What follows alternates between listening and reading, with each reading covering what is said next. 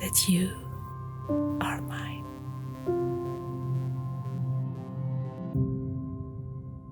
Hi everyone, my name is Nieuwenhuizen from White Motion Films, and this is my beautiful wife Jana. Hi guys, we are wedding and commercial videographers and Sony ambassadors. Yes, and today we want to talk about elopements. I think everyone in the wedding industry have really been affected by COVID-19, and it's safe to say that COVID and its consequences might have changed the wedding landscape for now and probably for the future. Yeah, I think one of the reasons is not just the virus and the lockdown and the social implications, but also the financial implications. I think many people are struggling financially and just can't afford a big wedding anymore. Yes, and despite the trying times, we see more and more couples who feel that their union is far more important than a traditional big wedding or huge celebration, and many have started to elope. Okay, so usually elopement in certain cultures has a negative connotation because of the fact that couples used to run away without consent of their parents and get married despite not really having their parents' blessing. So when we talk about elopements, it's not that. We just refer to a wedding that takes place in a remote setting, where the celebration is between the husband and the wife without any witnesses or guests. And in this time that we live in, with the restrictions, with lockdowns, with a virus pandemic, that is almost the only option that many couples have to still get married because of the government placing restrictions on the amount of people that can get together. The challenge for us as wedding professionals is how we adjust to these changes, and how to approach a wedding day of which many of the usual elements are missing. Yeah, I would like to add to that. I think obviously you've got speeches, you've got party footage, you've got a lot of things that can actually build a story, create some anticipation, build a climax in a video. And with the elopement, you've got none of that. You don't even have guests most of the time. Yes. So that makes your options much less to work with. And I think that's where we want to today explore a little bit about how to approach it. And I think we've got two approaches that we want to discuss today. And the one is the unscripted approach, and the other one would be the scripted approach. We recently did a video for Sony with the launch of the A7S III, where we did a scripted elopement. So we used a couple, a real life couple, but we kind of created a setting for an elopement. And yeah, we would dive into that a little bit, how we approach it, how we approach the script writing. And then also we will chat with one of our other team members later on about how to approach a non-scripted elopement wedding. So I think scripted is probably more work in pre-production, and if you just go on the day, then your work actually starts in post-production. And in both ways, I think you can get really creative. It's not necessarily one is better than the other. So I personally love the pre-production, the scripted part of this, because you can really do new creative things and work with a story. Obviously, it's not always possible because sometimes you meet a couple for the first time on the wedding, or they don't have time restrictions, maybe budget restrictions.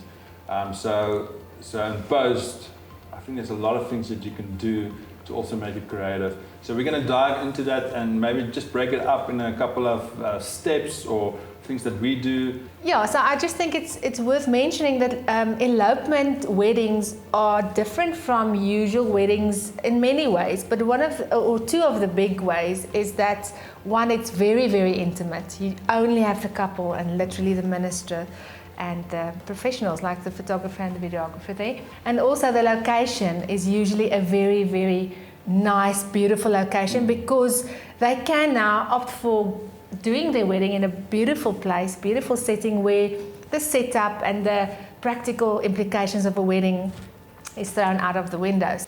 The reason for me mentioning these two aspects is that is basically what you have to work with. You've got a couple and you've got a setting, and that's the two main characters, in a sense, that you have to focus on when putting together an elopement wedding. You've got nobody else. So recently we had the opportunity and the privilege to actually help Sony launch the A7S3. And when they approached us, they asked us to do something for the wedding industry or wedding related. So elopement or an elopement shoot was our first choice. It made sense for us. So we're gonna show you bits and pieces of the video that we made. You can obviously also check it out. It's online, the whole version. And I'm gonna go through this video and just talk about how we approached it, the story behind it, and just how to actually pull off something like this. So basically, just to give you a quick background, we had only 6 days to travel to Cape Town with our team and to get literally to film everything and basically to edit it. So I will break it up into 4 points. Firstly, get the story or the idea, just a rough idea of what you want to accomplish. Secondly, script it in the sense of a storyboard or even a voiceover. Thirdly, you have to organize the thing because it doesn't just fall out of the air. You have to actually produce this. And the fourth point is post-production. So let's start with the idea. So what we tried to accomplish was to get a feeling of separation. So in COVID-19, I mean, most of us are separated from our families, our friends. It's a difficult time, and we wanted to portray that separation. And obviously, in that separation, we want to build the story where it feels like, okay, something is happening and they are getting together. So that's the framework. But then we realized that we can't separate the couple the whole time because that's just going to be very difficult. So we had to do a workaround. And actually what happened is, that's actually more on the production side, and Jana can talk about that now, but what happened is when we got our couple, we knew them and we knew what they can do. Sarah, the bride, she's actually a brilliant artist, so she does drawings. And when I knew we're gonna use them, and I knew that she can draw, something just clicked, where I felt maybe we must try and get Sarah in a position where she's thinking about them as a couple, and maybe she can think about how they were playing on the beach or in the forest or on the mountains, going for hikes. The viewer doesn't really know what she's doing, but we try to create this feeling of she's imagining them as a couple. And then she starts drawing and everything happens in her imagination. And at the end, the story ends where she basically finished her drawing, where they come together in the elopement scene with the wedding dress and everything, where they walk towards each other, and the moment that they get together, the camera moves away and then it turns into the drawing that she was busy with, and that's what she was imagining. So, yeah, so that was at the end the storyline that we started. Yeah, I think obviously the location played a big role. We immediately decided that we want to film this in Cape Town, yes, because of the variety of natural beauty. You've got beaches, you've got mountains, you've got forests, you've got a lot of things. And I think that also played a role for me with the script, yes, because we knew that we're going to have some flashbacks. They're going to think back to times when they were together, and basically we just got 2 lines. We just said, "I love you on the mountain. I love you on the in the forest or whatever." And that was the only idea that Ian actually gave me. And he just said to me, "Listen, go and write something." So I knew that I had elements to play with. I have rivers, I have a beach, I have sand, I've got a mountain, because that's actually literally thing that we could shoot with. And I need to tell a story with these words. Yeah, so like Ian mentioned, we knew this couple, we knew that Sarah could really draw well. And I think that's a big advantage that we had. And I think that's one thing that you guys can also explore when you work with a couple. Take them for a coffee, get to know them on a certain level, ask them about any special skills or talents or hobbies, and try to bring something in that's personal, that would reflect them, because this is a once in a lifetime. This is their wedding day. They want it to really be about them. They want it to portray them in the way that they really feel comfortable. The story must embody them in a sense. So just on that note, we actually used this concept previously in normal wedding settings as well, where we did engagement shoots that we incorporated into the wedding video. For instance, the couple love cars or love their animals, and we try to bring that in where they drive in their car, or they play with the animals in the park. It's very simple ideas, but it brought in a kind of a backstory that created another element to the video. So I think what's important when writing a script is, to me, it's always a challenge to use the least words as possible. I feel like script writing is a special skill. It can really contribute towards the feeling of something, but it can easily be overkill. Yeah. Also, I always try to work with words as pictures. So I try to say something, but I use an analogy. So like there's one line that I wrote about, we search for rivers at first light that bend and turn like time. So that's one thing that I always try and do is, we've got a river. I know we're going to shoot with a river. And I ask myself, what does a river look like? And it's a flowing, bendy thing.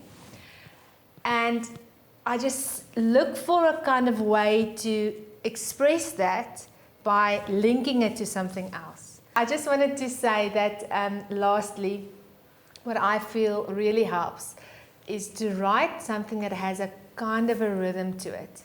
I try and read it out loud, and I try to feel a rhythm. That helps it to flow, and that helps it to kind of, sometimes I bring in a rhyme element as well. Not that I want to use, not that I'm saying that a poem would always work, but words that sound a little bit similar create a unity, and it creates a feeling of completion. Yeah, and one thing that's very important for me is the reason that I love the voiceover, the script that we're going to use for the voiceover in our videos, to be finished before we shoot. Then we can really nail the visuals with the voice. So we actually went on the shoot and then look at the script or the voiceover script, and we say, okay, listen, we need to shoot something in a river, or we need to be early morning. Yeah. So we can't do the river in the bright sunlight. So there was a lot of aspects like that where we had the cue for our visuals from the script. It's a good idea to write your script beforehand, just to get the main framework of things. So the third point is production.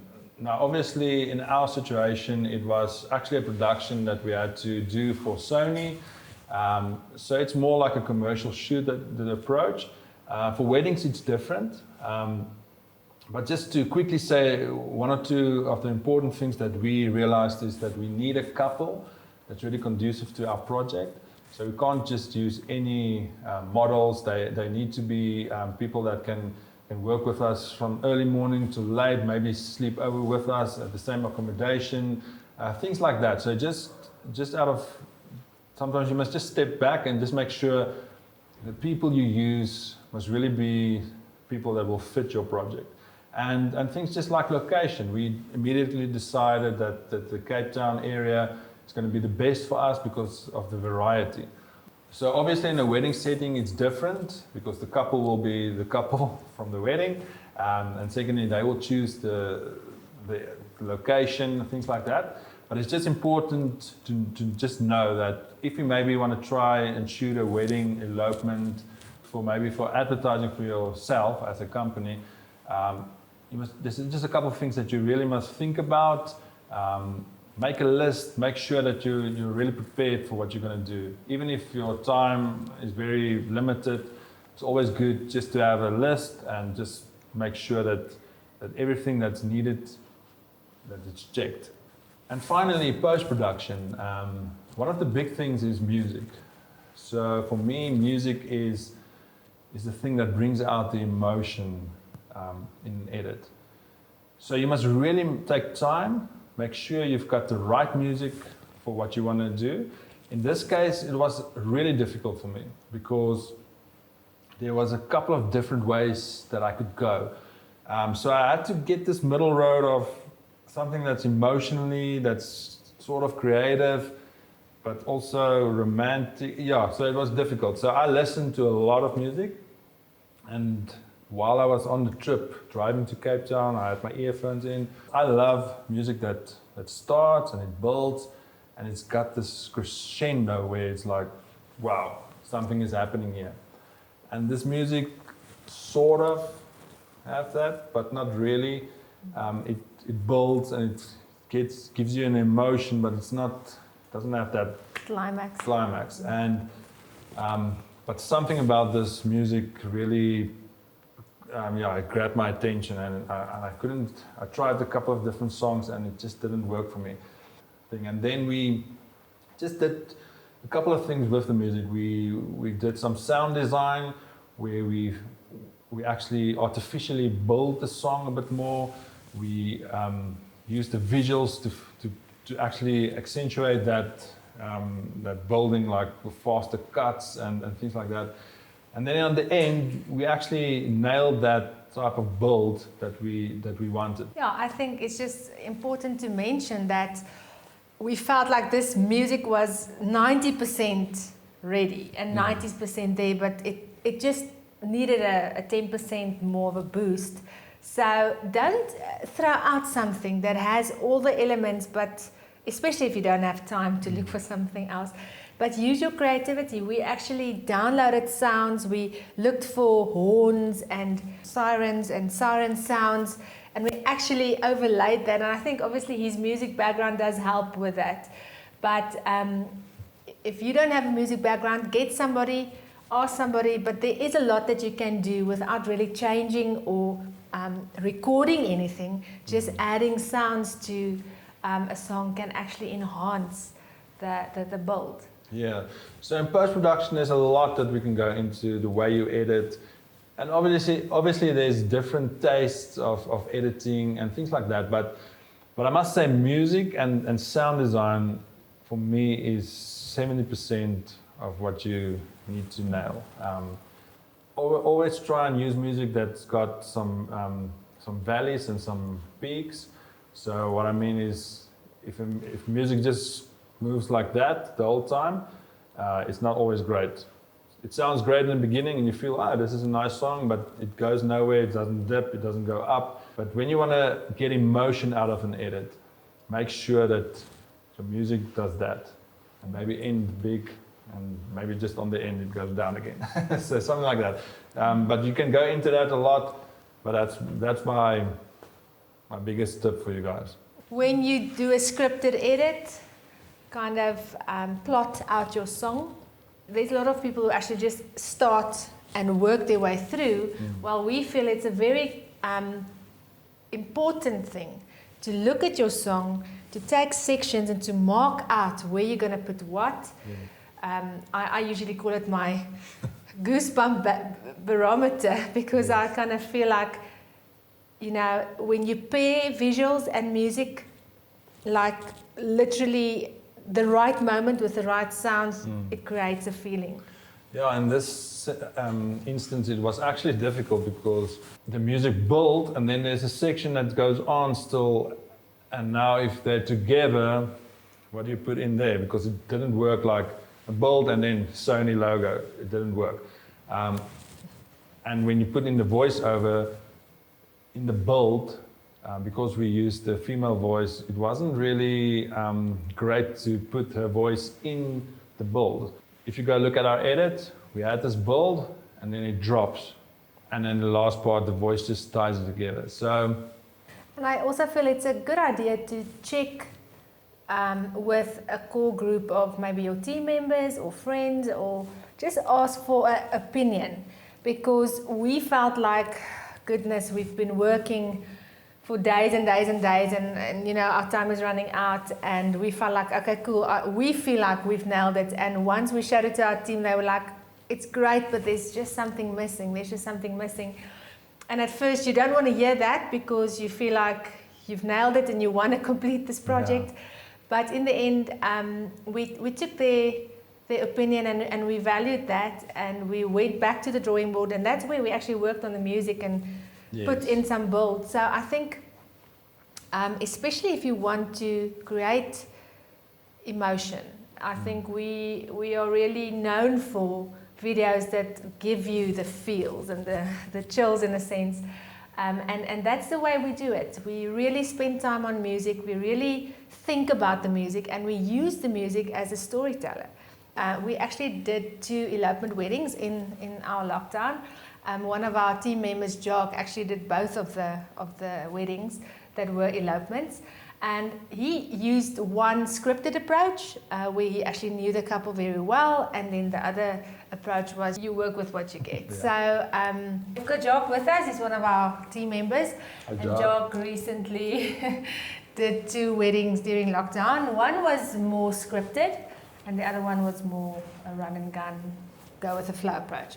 So Jock, with the scripted elopement wedding, what elements did you incorporate that was more planned? The scripted wedding, we planned out a bit, because it took place right after lockdown, and we wanted to bring forth the story of that love can overcome whatever time we find ourselves in. And that was kind of the theme of the video we decided to push. And the couple and I sat down, and we had an interview on how their wedding changed from being a big celebration to a small and intimate, where it's just the couple and a few family and friends. They really wanted to keep the core idea of getting married, of doing it for each other rather than having a big celebration, keeping it intimate and remembering what it's all about. Okay, so you used the interview as a storyline. Yes. So you use the audio and the visuals or whatever you cut to the interview portions, telling the story. So it's not a script that you wrote, but it was scripted in the sense that you had a backstory and you used that, mixed it up with the actual wedding footage. How, on an elopement wedding, does your approach with filming change? So in an elopement, there isn't a pre-drinks, a party, there's not groomsmen and bridesmaids. There's a lot of elements missing. You as a videographer, you have to create some moments. So you did a wedding, I think in a beautiful setting in the Free State, where you did not have time to meet the couple beforehand. They phoned us and said, listen, it's a week before the wedding, but we want to go on. So there wasn't time to prepare, and you did the more go with the flow approach. So what was important on that day? Because now you have no preparation, you've got no script, you've got no backstory. How did you approach that shoot? So one thing I did from the start was to make sure that I captured the surroundings as good as possible, because that is a big part of why they got married at the first place, at Clarence in the Free State, because it's a very beautiful setting. And then secondly, I focused on creating a lot of moments and sequences within the getting ready or in the couple shoot. Yeah, so that's great. And one point that I just want to accentuate is that getting establishing shots is crucial in this. Definitely. Because I think you have to go and say, listen, you can't go to your edit if you don't have 20 to 30 nice shots with the surrounding. So really go out, don't waste time sitting around and feel the relaxation. Go out and get as much shots as possible. Okay, so in terms of sequencing, can you guys just elaborate more on the role of sequencing within the edit? Yeah, I think we call it sequencing or sequences. So in essence, a sequence is just basically you take one movement and you break it up into a couple of shots, different angles, different perspectives. So we started doing stuff like the bride picks up the perfume, maybe in a wider shot she goes stands in front of the window, the close up where you can see she goes for the hand, wide again when she pushes the perfume. So in a way, it's just making a shot more interesting, and there's a lot of ways to do it. I think one thing we need to realize is that at an elopement wedding, you become the witness of this wedding. You are the eyes and the ears of the people who can't be there.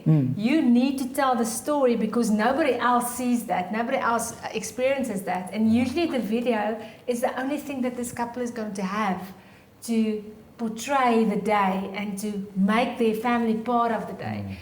Especially now in lockdown here in South Africa, we probably won't have a big wedding until next year, where you are allowed to have ample amounts of guests. As now, you're probably going to be the only one on the day. So you need to be the eyes and the ears of everyone else.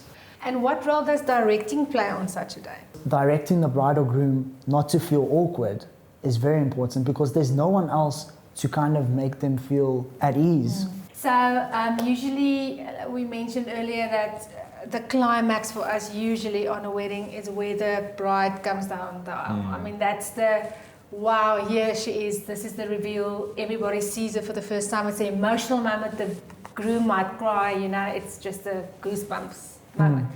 But now you don't have that setting, so I'm not sure how the elopement thing really changes that. And what now is the moment, you know, that you can use in the edit as the climax? So one thing that was definitely a very big thing in America, but not probably here in South Africa, was a first look. Now in an elopement setting, that is something that you need to use as the big moment, as I would say. So that is whether a bride walks up to the groom, pats him on the back, and he turns around and he sees her for the first time. Okay. And that is the big moment, I would probably say, within an elopement. Yeah, and actually to think about that moment and say, okay, everybody is doing it like that. That's an opportunity to actually think out of the box as well. Definitely. Not just going for the typical American style. And then also, I'm sure that if you get the moment, you want the actual moment, you want the actual expression, but now you're one videographer. How do you get two angles or over the shoulder, or do you then get the actual moment happening and then recreate it for the sequence afterwards? Because I'm very sure that people can get that wrong and, you know, kind of miss the moment. Make sure you get the groom's expression. Yes. Because the bride, she might cry or things like that, but that first expression from the groom, you can't fake that. No. Yeah, so I think it's easier to replicate the move again when the bride is excited, but when the groom, I think you have to nail that shot. Definitely, and I think one thing as well is you can always set up a tripod for another angle on the first look. Yeah, maybe a wide from the side, and then you nail the groom's. Definitely. Yeah. So there's a lot of room to get the most out of the first look. Yeah. So I just wanted to ask, usually we've got two videographers on the day at the minimum for white mushroom films. But now with restrictions and people and Corona and everything, people might want only one guy. If there is any tips that you can give to our viewers in terms of how to structure it and how to do it, because they might get requests to, can you shoot my wedding alone? One thing I would say is when you shoot solo, you've got one camera walking around, so don't use bulky gear. That's why we use Sony for a couple of years now, where we felt it just makes our workflow much easier. So you don't have to carry around so much stuff. Secondly, when you shoot things like the ceremony, keep it very close, all the cameras. So if you've got two angles, or even if you want to go for a third angle, like a wide backup angle, one on the couple, one on the minister, keep it close. Don't on the same side. On the same side, like close. Don't overthink it in the sense of you want this perfect angle, and then on the other side of the ceremony you put that camera, because you just want to be able to monitor your angles quite fast and not disturbing the whole setup there, or like running around like a crazy person. So I would say Don't use bulky gear and keep it simple and close. Having a second person on the day is usually a good thing to get a second angle for more content within the edit in post. So there's a lot of pros and cons when it comes to having a videographer, a second videographer on the day. But I think the biggest thing is going to be whether or not you are allowed to have a second person on the day. You told me that you actually enjoyed shooting the elopement weddings. I think working just with the couple on the day is such a special thing because now you have the opportunity to really create their story on the best possible way. And there's nothing else that takes away from that. Yes. Because it's just their story, and it's actually condensing love and their story and their connection to the actual elements that make up who they are. So it's great. Yeah. I'm not sure if Elopements is going to take over. I think people would like their big weddings with the whole family. But like we said in the beginning, the future there might be a lot more elopements in the future. And I'm actually excited about it because creatively wise, you've got more freedom. My suggestion to you guys out there, if you want to do it, maybe test it. Get a couple. If you want to put yourself out there as an elopement videographer, take a couple, get some creative ideas, try it out. I think there's creatively wise room for very, very nice edits and end products.